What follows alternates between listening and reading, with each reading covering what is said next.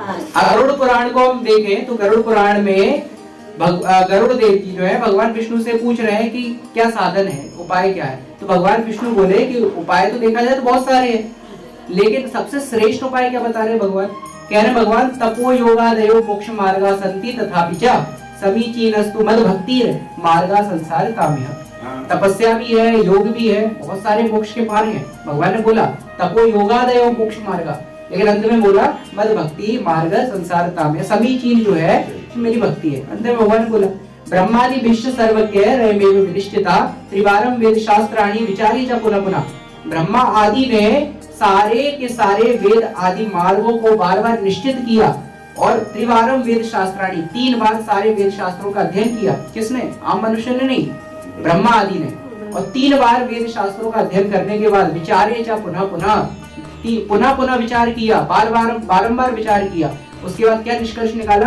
निष्कर्ष निकाला यज्ञादयो सद्धर्माश्चित्त शोधन कारका फल रूपा च मद भक्ति ताम लब्ध्वा नावसीदति। इसका अर्थ है कि यज्ञ योग आदि उपाय जो है हमारे मन को तो शुद्ध कर सकते हैं, हमारे मन को निर्मल कर सकते हैं, हमारे चित्त शोधन के कारक हो सकते हैं, हमारे चित्त को तो शुद्ध बनाते हैं। आप यज्ञ करें, आप दान दें, आप पूजा करें, आप तप करें, ध्यान करें, ये सारी क्रियाएं जो है हमारे चित्त को तो शुद्ध कर सकती है, लेकिन फल रूपा च मद भक्ति ताम लब्ध्वा नावसीदति। लेकिन फल रूप जो है, फल प्रदान करने वाली जो है वो भक्ति ही है। मतलब अंत काल में अगर व्यक्ति का उद्धार कोई करवा सकता है तो वो सबसे श्रेष्ठ मार्ग भक्ति मार्ग ही है। ऐसा भगवान विष्णु ने गरुड़ पुराण के अंदर प्रेत कल्प के 15वें अध्याय में 92 से लेकर 94 तक के श्लोक में भगवान विष्णु ने गरुड़ जी से कहा। अब बात आती है, शंकराचार्य भी कहते हैं पुनरपि जननम पुनरपि मरणम पुनरपि जननी जठरे शयनम। बार बार आना है, बार बार जाना है, फिर से जन्म लेना है, फिर से मरना है, ये चक्र चलता रहेगा। पुनरपि जननी जठरे शयनम, बार बार जननी के जठर में शयन करना, किसी भी रूप में करें, मनुष्य के रूप में करें ना करें, किसी जीव के रूप में करें, लेकिन ये प्रक्रिया चलती रहेगी। और इस प्रक्रिया को क्या है बता दिया शंकराचार्य जी ने, पुनरपि जननम पुनरपि मरणम पुनरपि जठरे शयनम।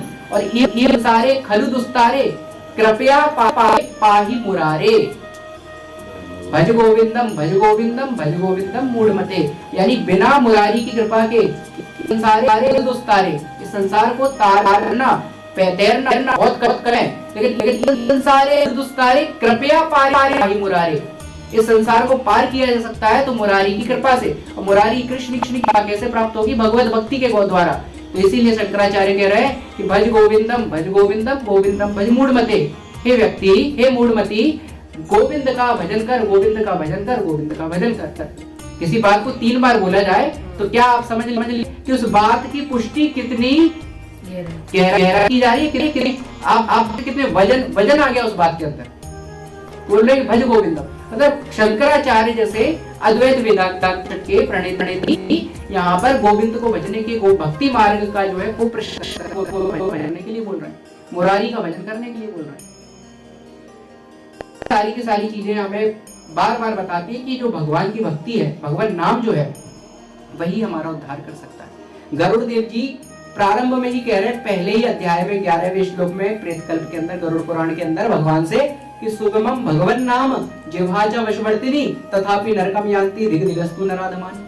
माने भगवान का नाम बहुत सुगम है, सरल है। हरि कृष्ण राम हर कोई उच्चारण कर सकता है। इसके लिए आपको कोई योग्यता की आवश्यकता नहीं है, कोई आपको अध्ययन करने की आवश्यकता नहीं है, डिग्रियों की आवश्यकता नहीं है। और डिग्री क्या, पीएचडी आप कीजिए, डॉक्टरेट कीजिए, एक जन्म तक रहती, दूसरे जन्म में चलती है, साथ नहीं चलती। लेकिन भक्ति कैरी फॉरवर्ड, आपने जहां पर रोकी आपको अगले जन्म में वहीं से उठानी है, वो आपके साथ रहेगी। ऐसी डिग्री है जो आपके साथ चलेगी। फिर भी हम जो है उस डिग्री को धारण नहीं करना चाहते। तो सुगमम भगवान नाम, भगवान का नाम इतना सरल है, कृष्ण नाम, राम नाम, हरि नाम, को हर नाम सरल है। हमें कोई अध्ययन नहीं करना, कोई डिग्री नहीं पानी, कुछ नहीं करना।